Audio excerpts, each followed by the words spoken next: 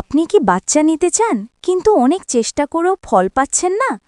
আজকের ভিডিওতে আমরা জানব বাচ্চা নিতে চাইলে মিলনের সময় যে 7টি বড় ভুল কখনোই করা উচিত নয়। যদি ভিডিওটি ভালো লাগে তবে অবশ্যই আমাদের চ্যানেলটি সাবস্ক্রাইব করে পাশে থাকবেন। অনেক দম্পতি বছরের পর বছর চেষ্টা করেও গর্ভধারণে সফল হতে পারেন না। এর পেছনে চিকিৎসাগত কারণ যেমন আছে, তেমনি কিছু সাধারণ অভ্যাস এবং ভুলও রয়েছে।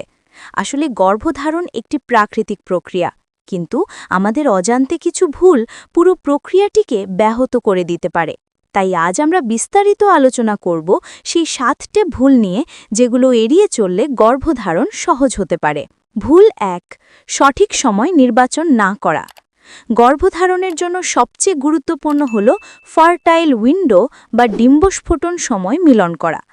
অনেক দম্পতি এ বিষয়ে সচেতন না থাকায় ভুল সময়ে চেষ্টা করেন, যার ফলে সফলতার সম্ভাবনা কমে যায়। নারীদের মাসিক চক্রের মাঝামাঝি 10 থেকে 18তম দিনকে সবচেয়ে উপযুক্ত ধরা হয়।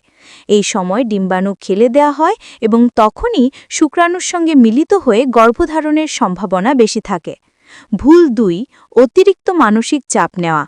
চেষ্টা করেও সন্তান না হলে দম্পতির মধ্যে দুশ্চিন্তা, চাপ, হতাশা তৈরি হয়, কিন্তু মানসিক চাপ যত বাড়ে হরমোনের ভারসাম্য তত নষ্ট হয়। গবেষণা বলছে, মানসিক চাপের কারণে নারীর ডিম্বাণু উৎপাদন এবং পুরুষের শুক্রাণুর মান দুইটাই কমে যায়। তাই স্বাভাবিক ও রিল্যাক্সড মন নিয়ে চেষ্টা করা জরুরি। ভুল 3, অস্বাস্থ্যকর জীবনযাপন।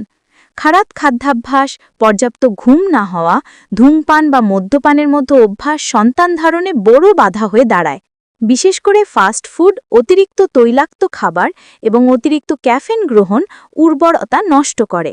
তাই স্বাস্থ্যকর জীবনযাপন, যেমন সুষম খাবার খাওয়া, প্রতিদিন অন্তত 7-8 ঘন্টা ঘুমানো এবং নিয়মিত হালকা ব্যায়াম করা খুবই জরুরি। ভুল 4, মিলনের পরপরই ভুল ভঙ্গি ও আচরণ। অনেকে মিলনের পরপরই উঠে পড়েন বা দ্রুত টয়লেটে চলে যান। এতে শুক্রাণু জরায়ুর গভীরে পৌঁছানোর আগে বের হয়ে যাওয়ার ঝুঁকি থাকে। বিশেষজ্ঞরা বলেন, মিলনের পর অন্তত 15 থেকে 20 মিনিট শুয়ে থাকলে শুক্রাণু জরায়ুতে প্রবেশের সম্ভাবনা বা গর্ভধারণের সুযোগ বাড়তে পারে। অবশ্যই এটি কোনো মেডিকেল বাধ্যবাধকতা নয়, তবে গর্ভধারণের সুযোগ বাড়ানোর জন্য উপকারী হতে পারে। ভুল 5, শরীরের স্বাস্থ্যগত সমস্যা উপেক্ষা করা। অনেক নারী ও পুরুষ নিজেদের শারীরিক সমস্যা সম্পর্কে সচেতন নন, যেমন থাইরয়েড সমস্যা, ডায়াবেটিস, স্থূলতা অর্থাৎ অতিরিক্ত ওজন, হরমোনের ভারসাম্যহীনতা। এগুলো উর্বরতায় বড় প্রভাব ফেলে। নিয়মিত মেডিকেল চেকআপ না করলে এসব সমস্যা অজান্তেই গর্ভধারণে বাধা হয়ে দাঁড়াতে পারে। ভুল 6, অতিরিক্ত বা খুব কম মিলন করা। অনেকে মনে করেন প্রতিদিন বা দিনে কয়েকবার মিলন করলে গর্ভধারণ দ্রুত হবে, আবার কেউ খুব কম সময় মিলন করেন। সত্য হল, অতিরিক্ত করলে শুক্রাণুর মান কমে যেতে পারে, আর খুব কম করলে সঠিক সময়ে ডিম্বাণুতে পৌঁছানোর সুযোগ নাও থাকতে পারে।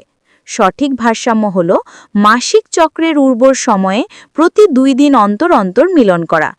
ভুল 7, চিকিৎসকের পরামর্শ না নেওয়া। অনেক দম্পতি বছরের পর বছর চেষ্টা করে যান, কিন্তু কোনো চিকিৎসকের কাছে যান না, অথচ হয়তো ছোট্ট একটি পরীক্ষা বা চিকিৎসায় সমস্যা সমাধান হয়ে যেত।